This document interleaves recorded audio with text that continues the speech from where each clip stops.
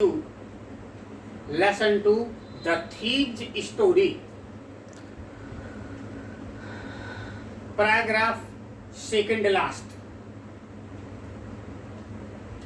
I went back to the bazaar and sat down in the shelter of the clock tower.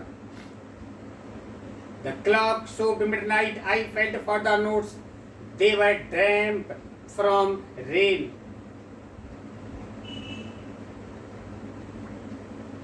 I went back to बाजार. मैं वापस बाजार चला गया और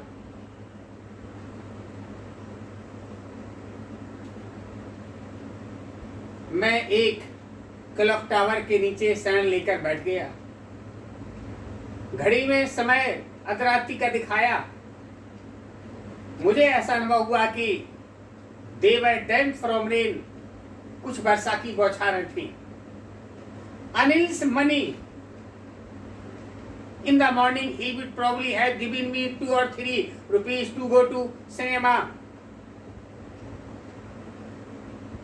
वह अनिल के पैसे थे. प्रातः वह शायद सिनेमा जाने के लिए मुझे 2 या 3 रुपए देता था. लेकिन now I had it all. लेकिन मेरे पास बिल्कुल कुछ था. I could not cook his meal, run to बाजार and to learn to write whole sentence anymore. मैं अब खाना नहीं बना सकूंगा, बाजार ना जा सकूंगा और पूरे वाक्यों को लिखना नहीं सीख सकूंगा. I had forgotten about them excitement of theft. Whole sentence I knew could one day bring me more than a few hundred rupees.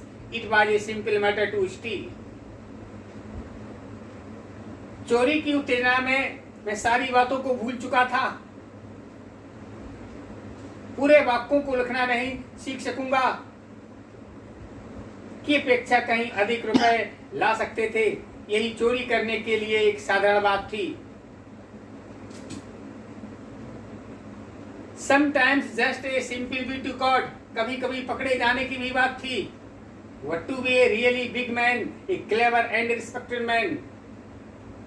पूरे वह वास्तव में एक बड़ा आदमी, चतुर, सम्मानित व्यक्ति होना कुछ ही बात है. वह something else. यही बात थी. I should go back to Anil. Anil के पास वापस जाना चाहिए. I told myself, if only to learn to read and write. मैंने अपने आप से कहा यदि मुझे पढ़ना लिखना सीखना है तो मुझे उसके पास जाना ही पड़ेगा.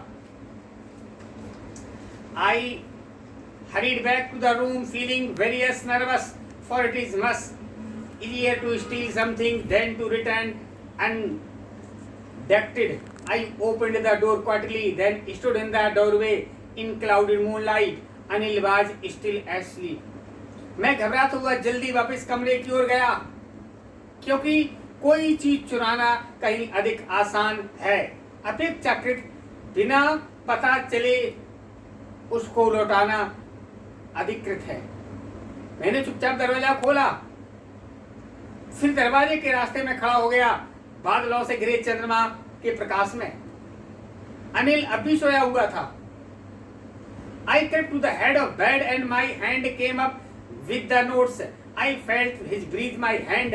I remained still for a minute. Then my hand found edge of the mattress and slipped under it with the notes.